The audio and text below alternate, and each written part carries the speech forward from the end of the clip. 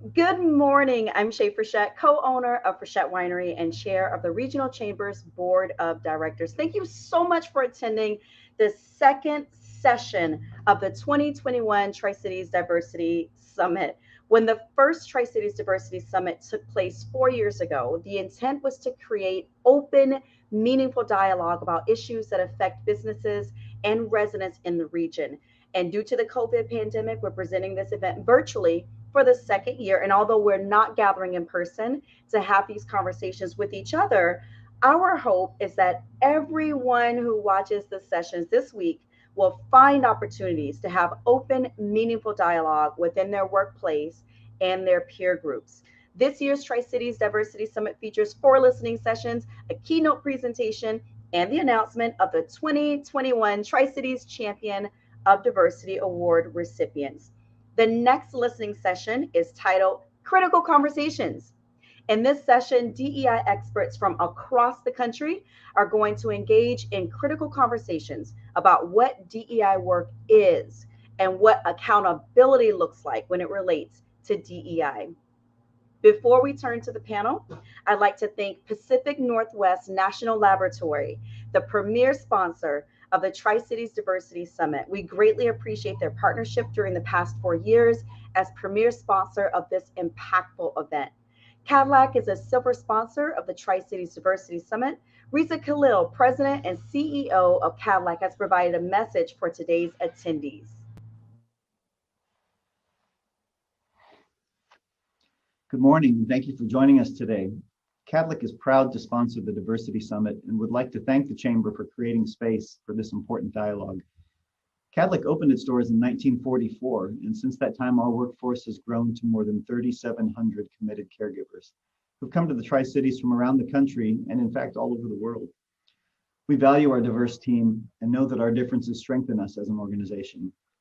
Our mission is to provide safe, compassionate care to all patients who seek services at Cadillac. Our vision of health for a better world calls us to focus on improving access for the most vulnerable among us, and we are resolute in our commitment to strengthen our focus on health equity for our community. Thank you again to the Chamber for hosting this summit and to attendees for recognizing the importance of this ongoing conversation. Thank you, Risa and Cadillac, for your silver level sponsorship of the Tri-Cities Diversity Summit. And now to this morning's listening session, Critical Conversations. Let's welcome our session moderator, Lynn Carlson. Lynn is the founder of Gemini Corp here in the Tri-Cities and has 23 years. Yes, you heard that right. 23 years of experience in DEI work. She is also a member of the My Tri 2030 Inclusion Council. Lynn, it is so great to see you here and to get to hear you moderate this panel. Welcome, welcome, welcome. Good morning. Thank you, Shay. I appreciate you. And I am joined today by some amazing DEI practitioners that I would love to have introduce themselves to the group. Again, my name is Lynn. My pronouns are she, her. I am coming to you from the traditional indigenous territories of the Cayuse, Umatilla, Walla Walla, and Yakima tribes. I would love to be able to give you an image description for those who are listening in. I am a white female with brown and purple hair, wearing glasses and white earbuds, with a brown shirt and a black jacket. I will pass introductions on to Sasha, please. Good morning, good afternoon, good evening, regardless of where everyone is calling in from or dialing in from. My name is Sasha Thompson. I am the founder and CEO of the Equity Equation, which is a diversity coaching and consulting firm in the Washington, D.C. area. My pronouns are she, her. I am dialing in from the land that was formerly owned by the Pamunkey tribe in Maryland. And so want to honor them right now as we do this. Physical description, goodness, I didn't even think about that. Black woman with glasses, a little bit of a twisted mouth right now because I'm recovering from dental surgery, orange shirt, and and white earbuds. So thank you for having me. Maddie, do you mind kicking us off next? Yes. My name is Maddie. You may know me as the blue-haired unicorn. I typically dial in from Texas, but today I'm dialing in from Rhode Island, which is home to the Narragansett Indigenous tribe. I am local to New England originally, and I'd love to tell people that I am not actually a Texan. For a visual description, I am a Black woman with blue hair and glasses that are exactly the same color, and I am wearing a yellow sweater. And if you've seen me talk before, I was also probably wearing this sweater then. Thanks so much, Farrel. Good morning, everyone. My name is Farrel Bolding. He, him, his. I guess I'm an HR person, but I'm probably the most un-HR person you'll ever meet. Because I do my work through a lens of equity, inclusion, and anti-racism, which pretty much puts me at odds with 90% of the HR industry. I'm coming to you all live today from Portland, Oregon, and my home resides on the land of the Cowlitz tribe. Let's see. Description of myself, Black male, Black cisgender male, Afro, small Afro at this point. Need to get a cut. Brown t-shirt, and I'm glad to be here with y'all chatting today. Thank you so much, Jared. Thank you, Lynn. Thank you, everyone. Jared Carroll here, he, him pronouns, calling in from Oakland, California, on Ohlone land. And I just published a book that came out today called A White Guy Confronting Racism. And it just so happens that one of our panelists here, Maddie, wrote the foreword. So you can find that. I do, most of my work is speaking and facilitating conversations and coaching white people, how to evolve their consciousness, how to show up and step up more for people of color and be more relevant and impactful in the anti-racism struggle. Image, I'm a white male. I'm wearing glasses. I have a light beard that maybe you can see, but maybe not. That's, no comments there. And I'm wearing black Beats headphones and a gray hoodie with white kind of tassels here. Thanks so much, everyone. I really appreciate y'all being here, and we are going to dive into some great topics for these critical conversations. I'd love to kick us off with a bit of a description. How do you all, as practitioners, for example, if you walk into a client for the very first time, how do you define what DEI work actually is? How do you describe that to them? Sasha, I'd love for you to kick us off if you don't mind. Yeah, so that's actually an interesting question, because that's probably the first question I ask the client, just to level set, right? So oftentimes diversity is kind of what you see, right? It's who we are, how we show up. Inclusion is kind of tied to belonging, and do you feel like you are a part of the organization? Equity is often left out of the equation, hence the name of my business, right? The equity equation. And how do you either provide support or remove barriers so that everyone has equal access, right? So equity and equality are often misconstrued as the same thing. And so we have to do a deep dive into that. But that's kind of how I approach this work, right? Is how do we ensure that the voices of the most marginalized are heard, valued, and seen as you are building out your DEI efforts? Thank you so much, Sasha, for centering equity, key to this work. Maddie, Farrel, would you like to add anything to that? So I typically start with my clients, one, asking them the same question, but I start a different way, which is, let's talk about what this work is not. Too often people want this to be a Band-Aid on a much larger problem. And oftentimes they think we're just going to check some boxes and we're going to impress our marketing team and we're going to impress our board and our investors. And if that's the work you're looking to do, I'm not the right practitioner for you. So much of this work is about making sure that marginalized people's voices are actually heard, not that we just slap them on our website and we're like, look, we got Black people on our career page.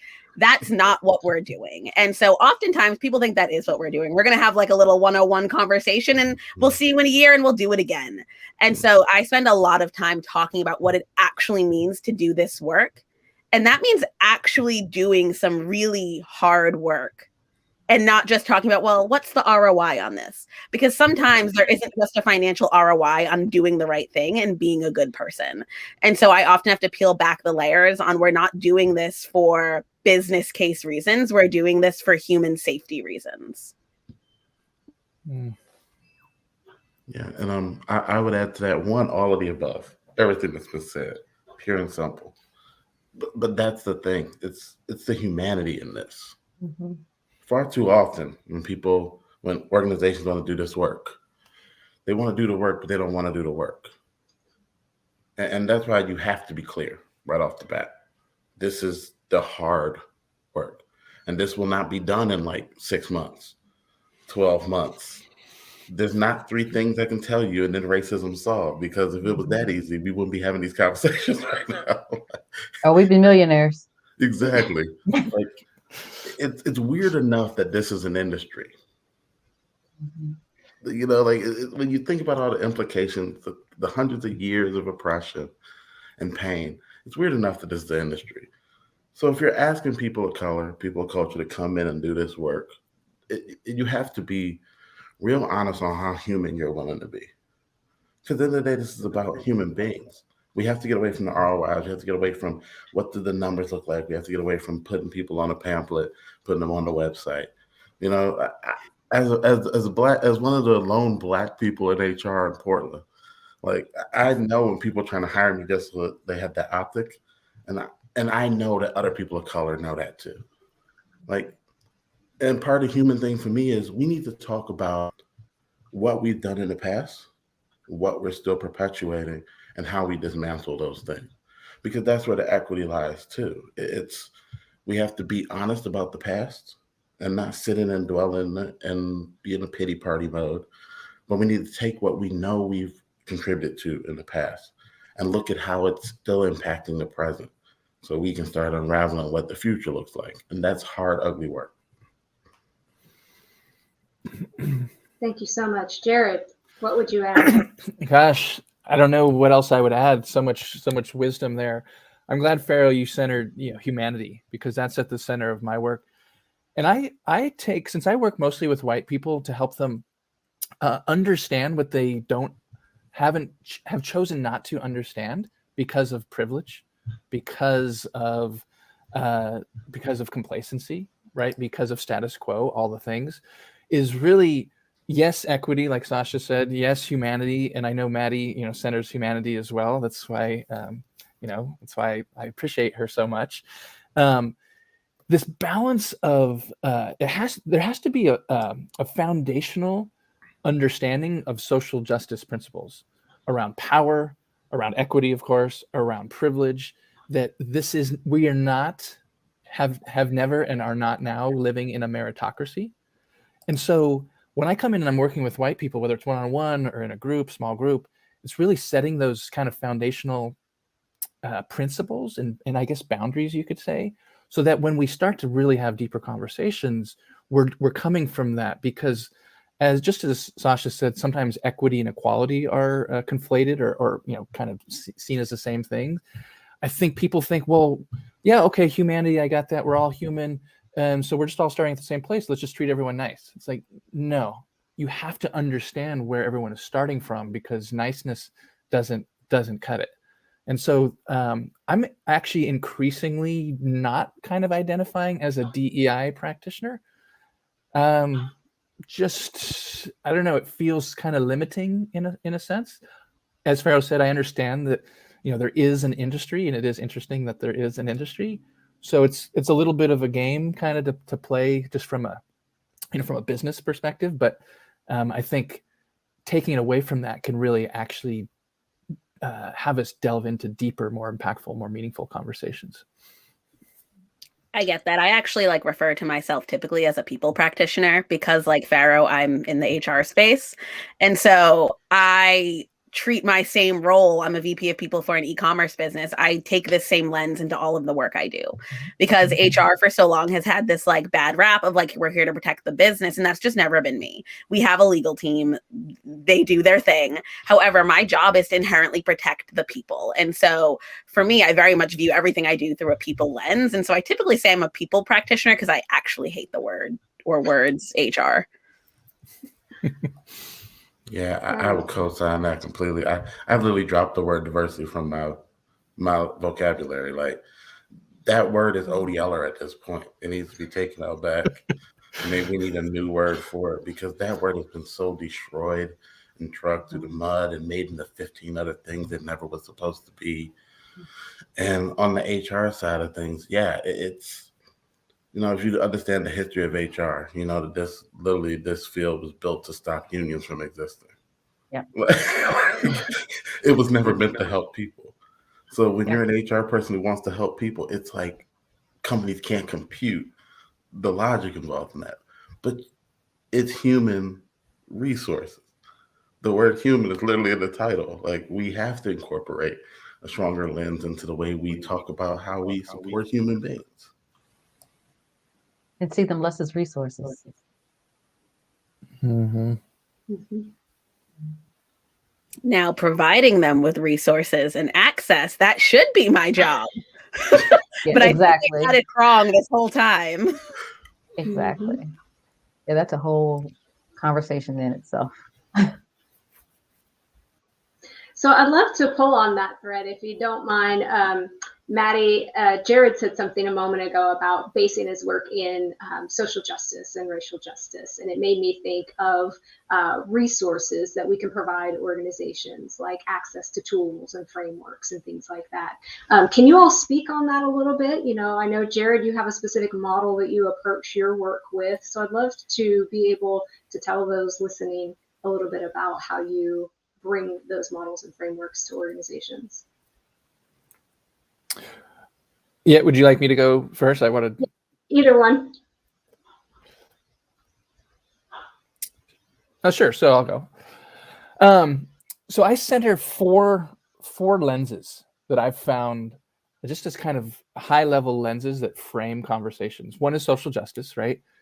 Power, equity, privilege, historical inequity, etc. So making sure, as best I can, that people, even if they're not up to speed on everything, that they understand that this isn't something that just kind of happened when George Floyd was murdered, right? So there's that. The second lens is the EQ, the emotional intelligence, right? How do we bring our self-awareness? How do we navigate conversations that are uncomfortable? How do we lead with empathy and curiosity, vulnerability, right? The third lens is mindfulness. I think that's an underappreciated lens to bring to this work, especially for white people who are kind of like not used to being in these conversations, and we center our discomfort, but there are levels of discomfort. So my discomfort because I don't know what to say, or because this is weird, or because whatever, isn't the same as someone else's discomfort because they're physically afraid for their safety or psychological safety. So that mindfulness of being able to sit with that uncertainty and push through it. And then the fourth thing is storytelling. I think it's another underappreciated lens, individually and collectively. How do we understand our own story and how it interacts and interrelates with other people?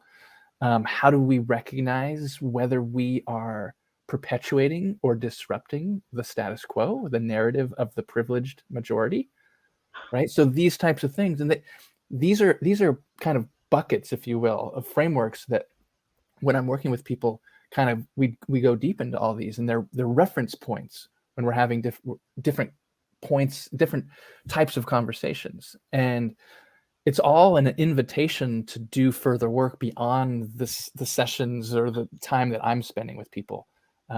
Because if it's just me or any one of us really that comes in, like, that's great. Yeah, we're consultants. We come in, we help you, we give you frameworks, but then you got to keep doing the work beyond us. Great, thank you. Maddie, what would you add to that? So for me, so much of what I do begins with that uncomfortable self-work. I basically base all of my coursework and workshops through education, tough empathy, and reality.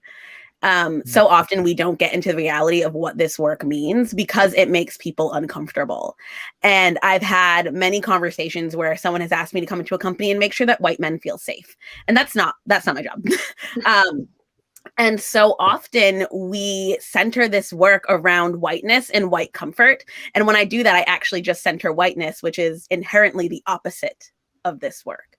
So for me, I spend a lot of time doing the self-work because like Jared said, I can come in and I can give you a framework and I can give you strategy. But if you don't do the self-work, the stuff that you have to do and sit with by yourself, the hard stuff, then my framework doesn't matter. My strategy doesn't matter.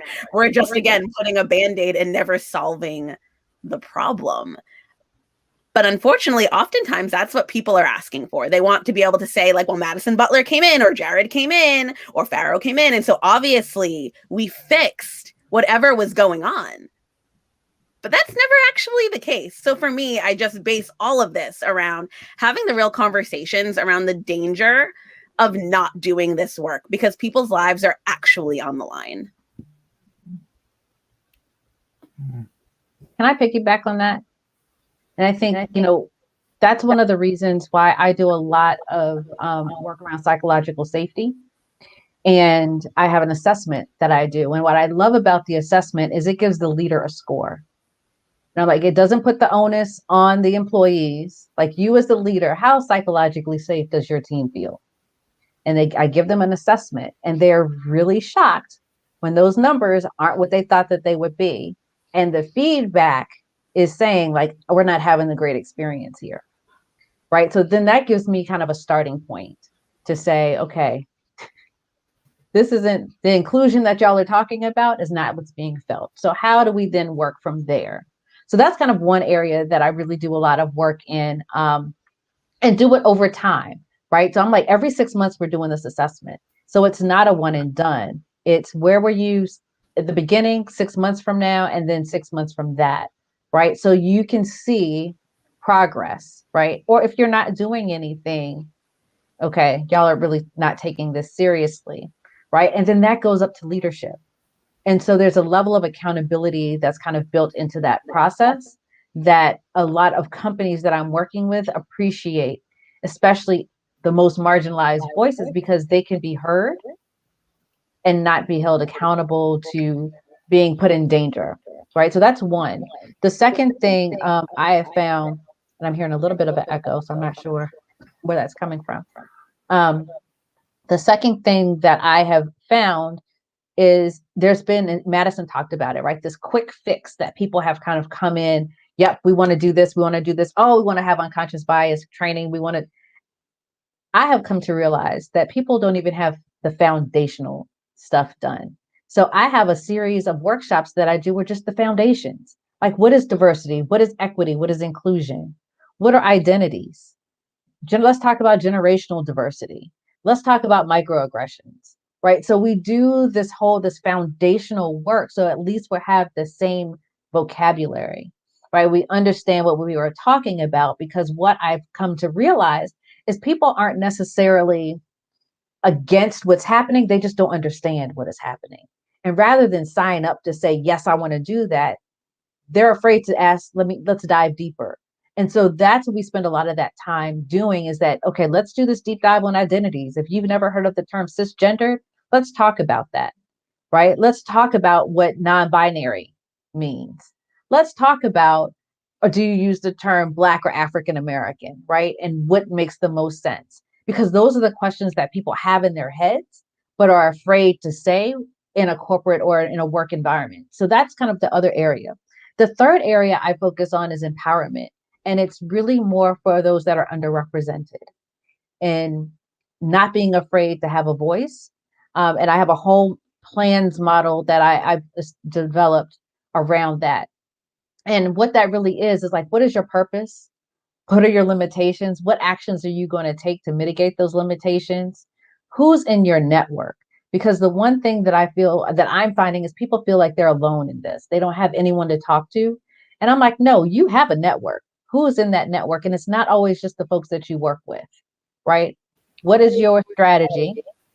And then the bonus is like self-care, because that's an area that people, especially practitioners, don't think about. So I do a lot of work around self-care for practitioners. And I think that those are some of the foundations that, at least for me, that have made this work feel less like work and feel like a value add to the industry.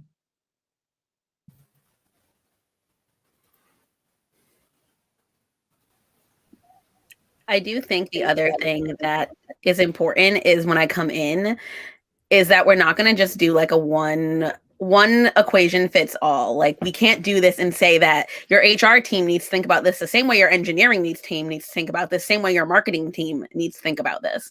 Too often people want to come in and think that, okay, this is just for hiring. How do we hire Black people? How do we hire queer people? And it's not. It's about how accessible is your product? How have you baked bias into your algorithms? How does your marketing team represent externally? It is all of these things, and people think it's just about how we hire people. And that's like the most minor piece of it most of the time.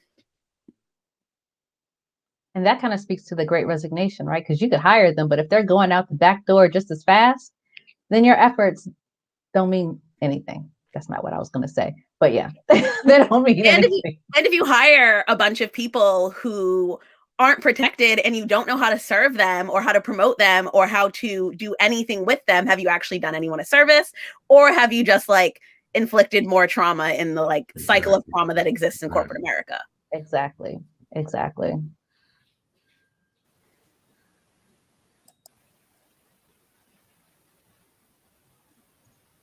Jared, Farrel, I see y'all muting and unmuting, and I know we're dealing with the echo here. I'm just co-signing stuff as people saying it, like right? I'm 100% on board. I have nothing to add. Yeah, I'm with Farrel. I'm good for now. Absolutely. Well, we'll add one more piece, because Madison did touch on it. I'm probably unique in that I did not come from, and I think Jared's background is similar too, didn't come from HR, right? So I worked in a corporate space doing diversity work. I was actually in marketing, but I had more experience in diversity and inclusion. I've been doing this for 20 years, right, than a lot of our HR folks. And so what ended up happening was there was a conflict, because there was this mindset, oh, HR is responsible for this. This shouldn't, all of this needs to come out of HR. And I'm like, well, you can't tell me anything, because if you are doing the very things that you're saying that you shouldn't be doing, right, then there's a problem. And so kind of to Madison's point, you have to think about this from each business unit. Like this is something that should be baked across the DNA of the organization and not the responsibility of HR, especially if HR is not equipped to have these conversations, right? Because if you are gaslighting your employees that are coming to you with problems, then you ultimately are the problem. And historically, HR has been the gatekeeper of all of this, all of the racism, yes, and all of the trauma. HR has just been like, oh, you're having a problem, let me sweep it under the rug, and we're going to fire you, actually. You want me to solve that? I'm going to fire you. So for me, so often, HR shouldn't be having these conversations, because HR is then trying to fix their own mess, which we all know people aren't willing to do. Because for HR to come forward and say, oh, I have been the gatekeeper and the perpetrator and the person causing harm, then they have to now have that conversation with themselves. And more often than not, no one is ready to have that conversation. The Audre Lorde quote, the master's keys will never, that one. Dismantle the master's house. Yes. Yeah. And I think about, I use that all the time. In place for it. Yeah. It just isn't. Like, and I say this as a person who has no issue with being known as an HR practitioner. Like, it's not the home for it. The amount of HR people that I've worked with in my career who are just a mess, who haven't even got on the game. Like they want to be on stage 5 and they haven't even gotten to stage 0 with any of this. They haven't done their own self-work. They're not engaging in their own self-work. It can't be the home for it, because HR needs to be doing the same work that every other division is doing as well, and looking at themselves and addressing the issues that they're a part of, because HR tends to be at the core of a lot of things that HR doesn't like to talk about. I see it all the time. They all end up like showing up and showing out on my LinkedIn page. And it's always, for me, disheartening as someone who shares an industry with them to see HR professionals say, well, talking about this is racist against white men, or people don't deserve psychological safety. This is just work. It's like, it makes me want to just like go outside in my yard and scream.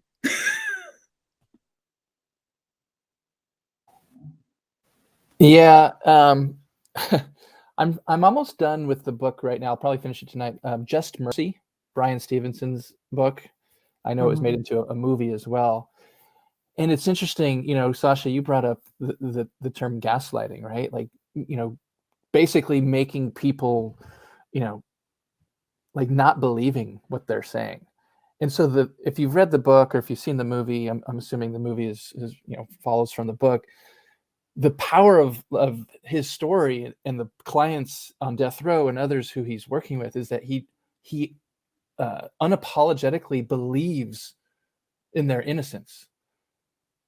So that's in the legal case, but bring it into the corporation. Like, I think the problem is, and you've all been kind of touching on it, is again, we think there's this meritocracy. And so if a black person, says something that, they're experiencing racism or they experience race or microaggression or they didn't, whatever, there's this, like, the instinct isn't to just believe them. The instinct is to doubt them. And that is the problem, whether it's in HR or anywhere. Like, I sometimes tell, people like, well, what can I do? What can I start doing to be better? Other white people, like, believe people when they tell you what happened to them. That's a great place to start.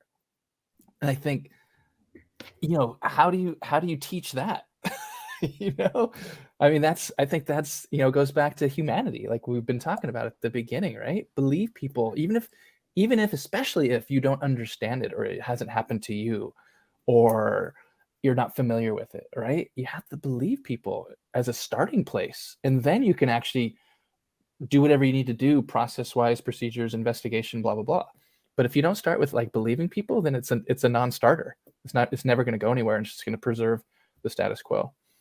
I would say it even has to go back a step further, because in order to start believing people, you have to be comfortable unseating your place of power, because you have to realize that this life that you thought was a meritocracy was actually just praising mediocrity in the name of whiteness. And so you have to be comfortable knowing that, like, I am in this place because of my privilege.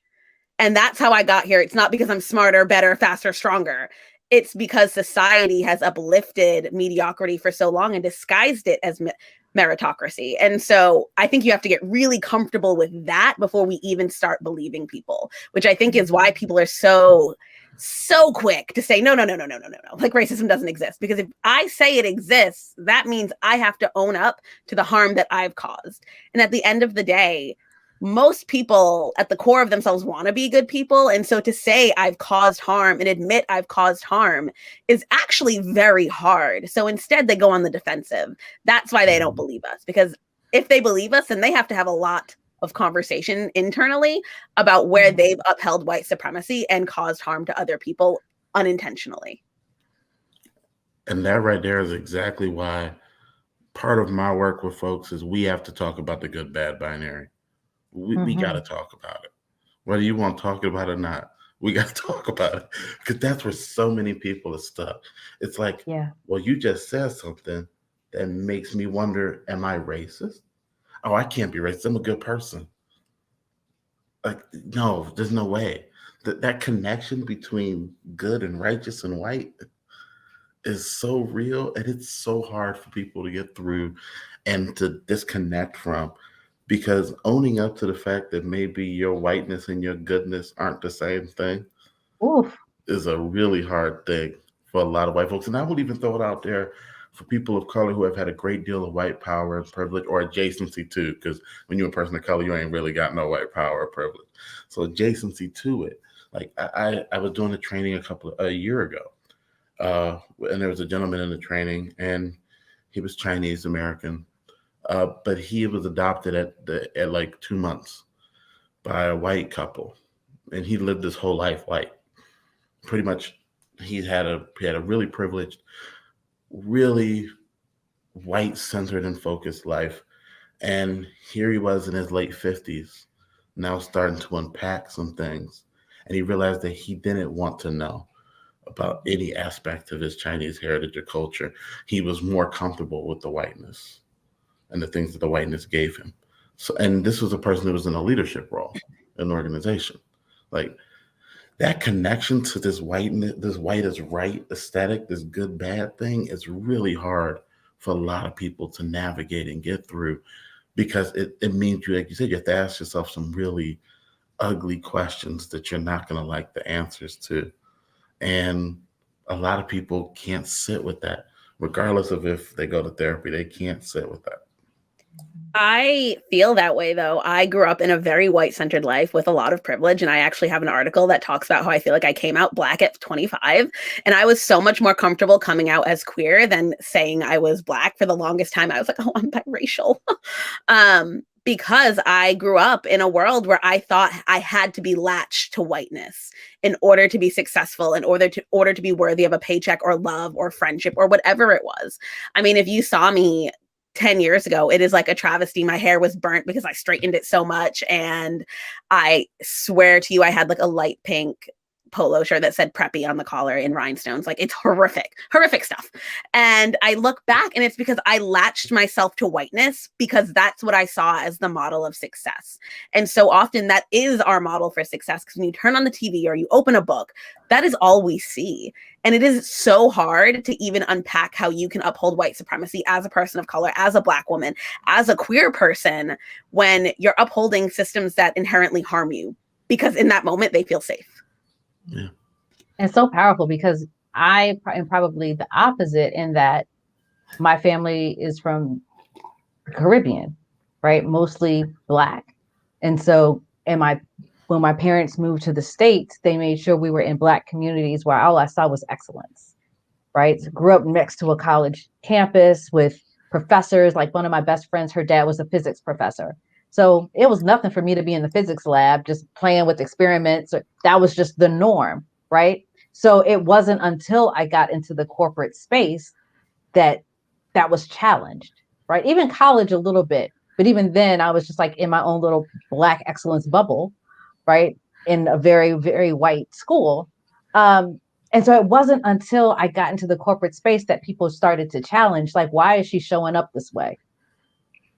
Like, how else am I supposed to show up? Because this is all that I know, right? And I'm going to question authority because that is all I know, right? And so if you're showing up and you're saying, oh, I've never done DEI work, but you're leading diversity and inclusion, I'm going to question your motives. I'm going to question some of the things that you're doing, right? And so it wasn't until I realized that that wasn't my place to do that, and that power dynamic of having to put me in my place, that I realized, like, oh, okay, this is real different. But the flip side of that is, having grown up in Virginia and seeing a lot of different things, I can recognize when that supremacy shows up and how to navigate around it, right? And I think many of us aren't taught necessarily how to navigate around it. We're taught how to get through it, deal with it,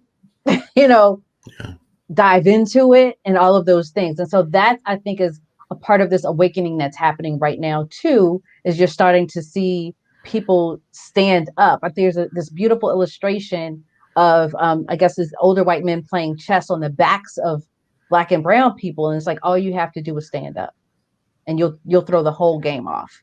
Right. And so it's like, how do we start to stand up and empower those that are the most marginalized in this work? And so that's, I think, what is really critical as we continue to move forward. So y'all are hitting on all of the major barriers in organizations, in the me work and the we work, right? All of us. Unpacking white supremacy and structures and systems in and ourselves, dealing with the construct of whiteness. How do we center equity without further marginalizing and stigmatizing folks? I mean, this is deep work. So I'd love to spend some time hearing from you all about how you help organizations move forward in this challenging work. What are you seeing folks struggle with the most? What do you see them getting stuck with? And then how do you help them get past some of these really pervasive, long-standing, and difficult barriers? I think one of the things I deal with a lot is the fear of messing up. And that's very much on the individual level. And knowing that you could mess up then keeps people from wanting to do the work, because there's a lot of shame that comes with messing up publicly or just feeling like you did something wrong. And we all get that, whether it's at work or the first time you play a new sport or like the first time I got on a spin bike. It didn't feel good. And I think there's this idea that at one point you're just done doing this work. You're done learning. You're done having these internal conversations. And that feels very daunting to feel so far away from that light at the end of the tunnel.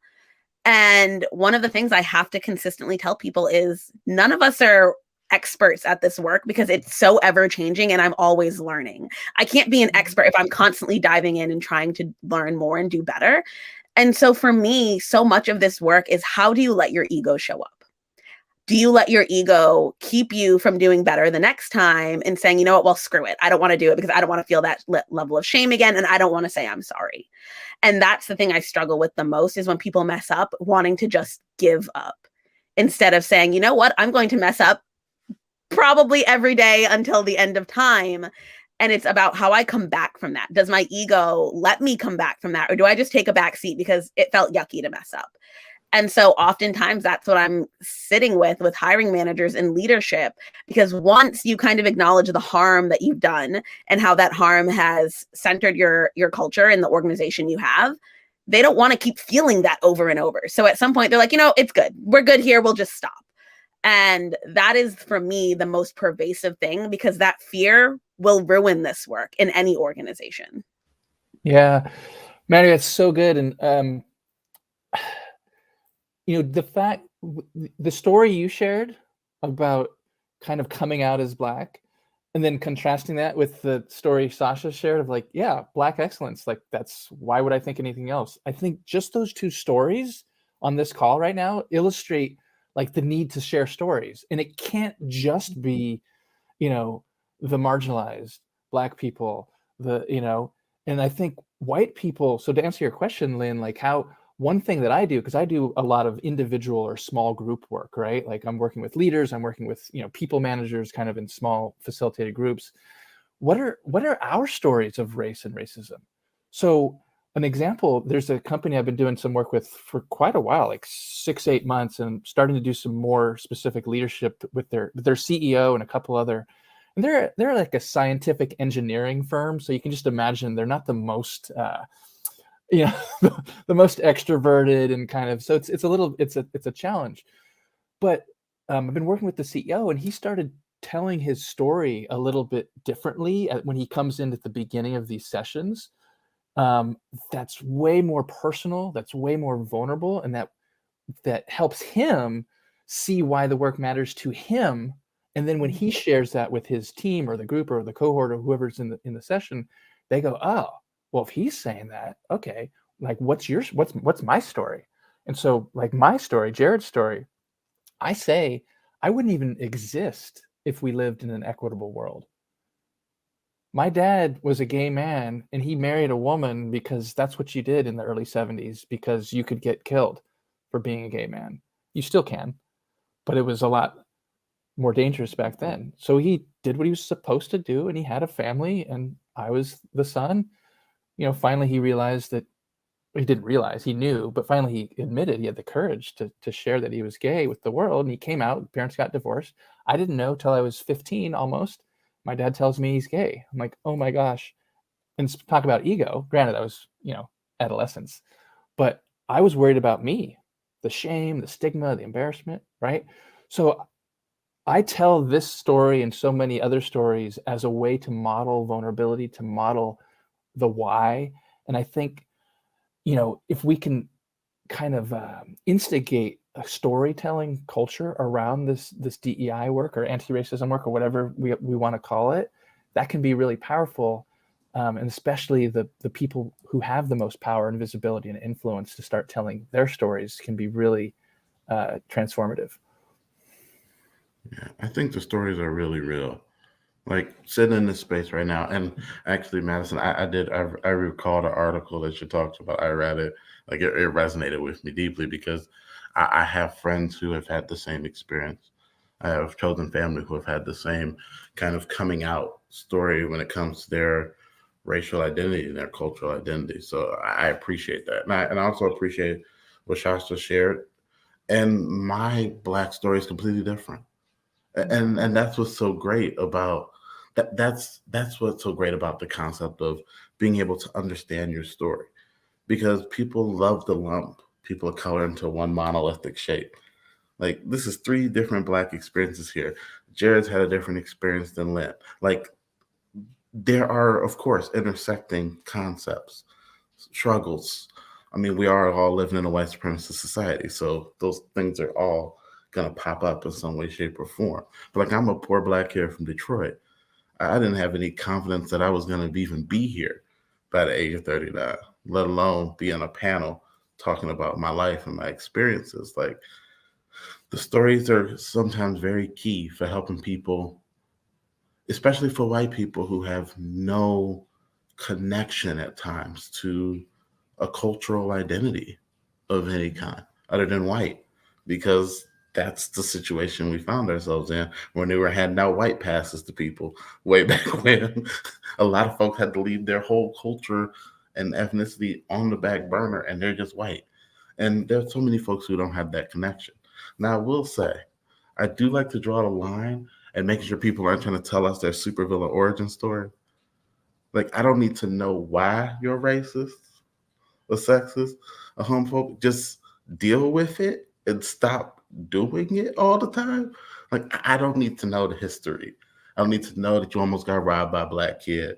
And, when you were 13, and here you are at 62, and that's why you're racist. Like, no, you have 40 some odd years to work on that. We're not going to let that be your origin story. So there are lines for the stories. As far as things that I think stop progress, I have to go back to what's already been said, where I think that there's so much fear in failing. But there's also a fear of accountability. Like, having to own up to, yeah, I let my uncle come to my house every Thanksgiving, which is a whole messed up situation unto itself. We ain't gonna get into Thanksgiving today. I have my family over for the holidays, and they say horrible things. And I just let Uncle Bob say horrible things because that's the way it's supposed to be. Like, my wife is white, and the first Christmas I spent with her family, I'm the only person of color there.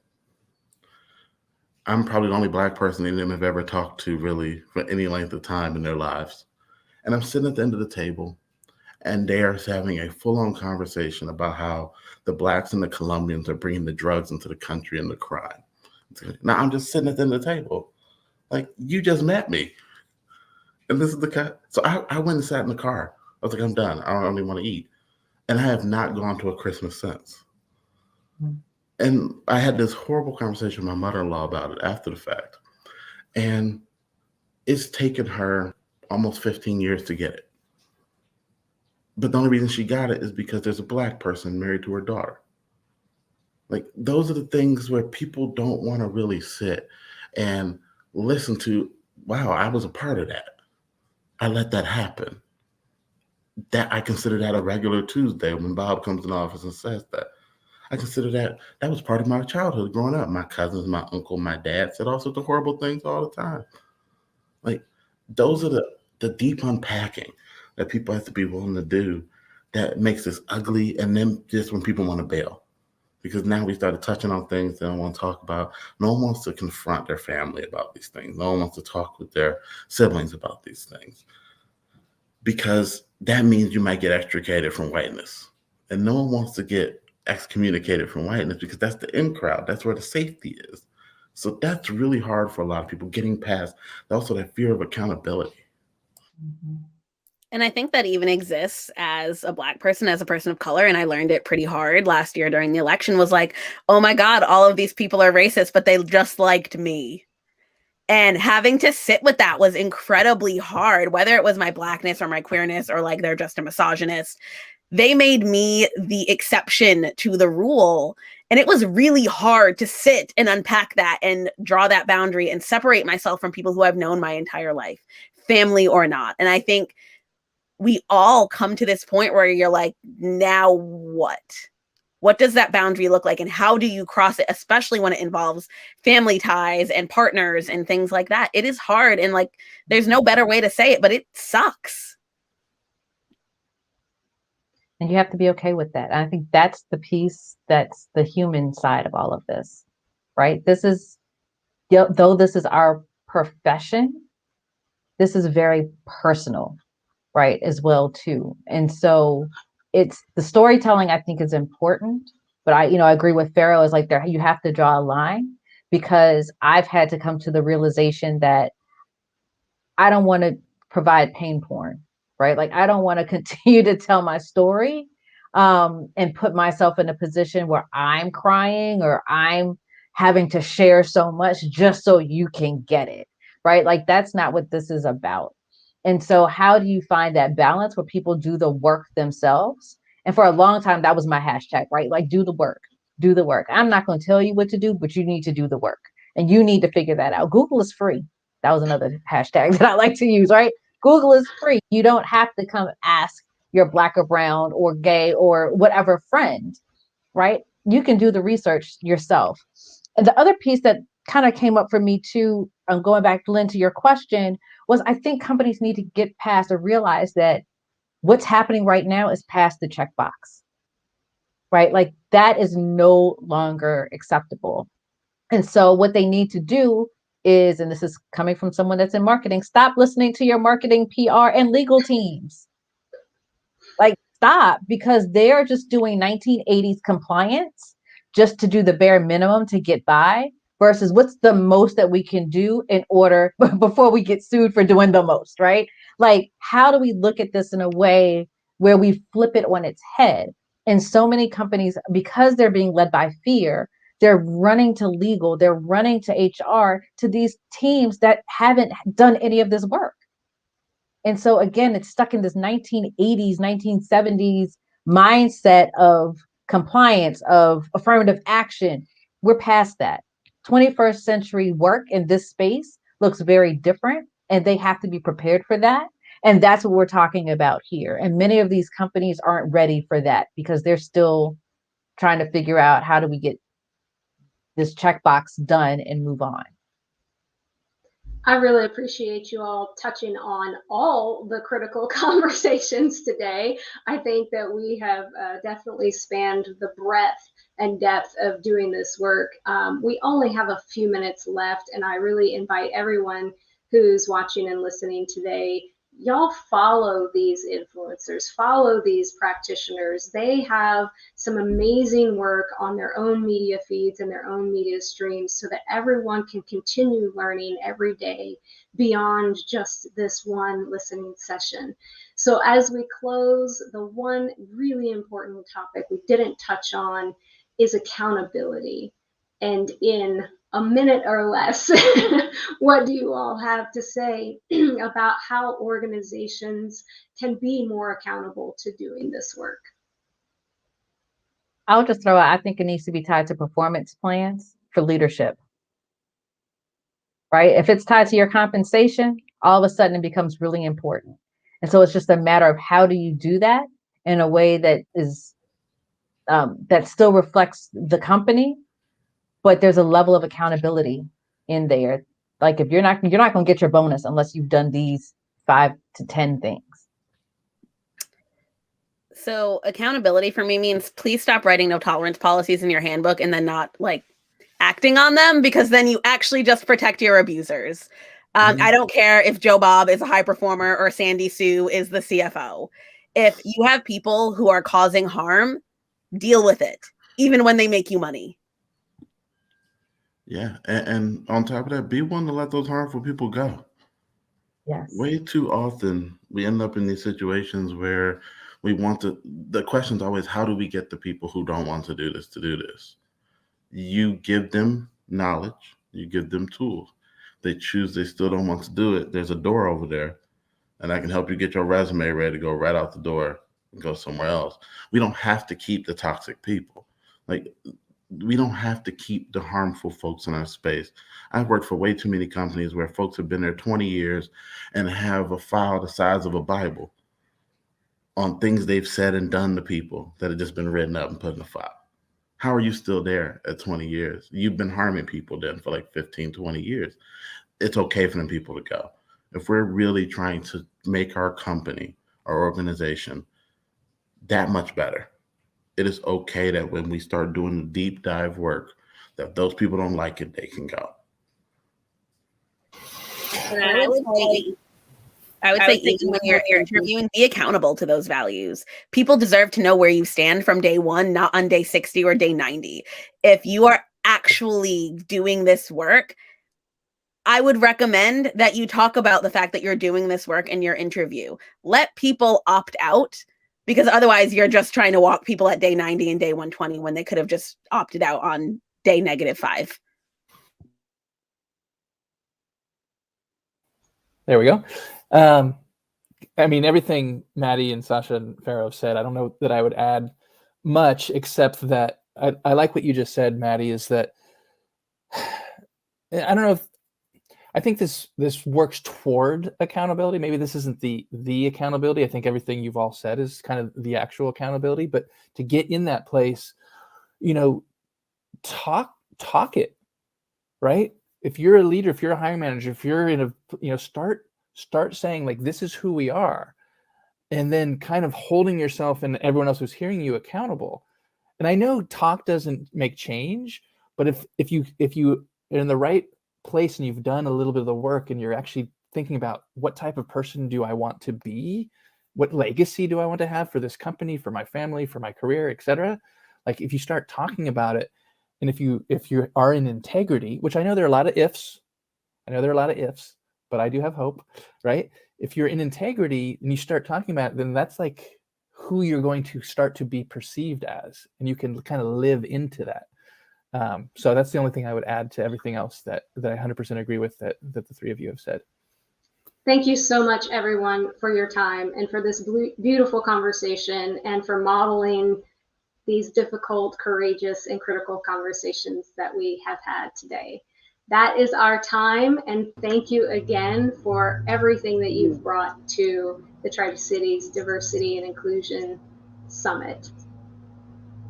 Lynn, thank you so much for moderating this discussion. There were so many amazing nuggets that I took away. Phrases that resonated with me were things like, in the end, it's about human beings. We need to be honest about the past and how it still impacts the present. Disrupting the status quo. Foundational work has to be done first. There's the me work and the we work.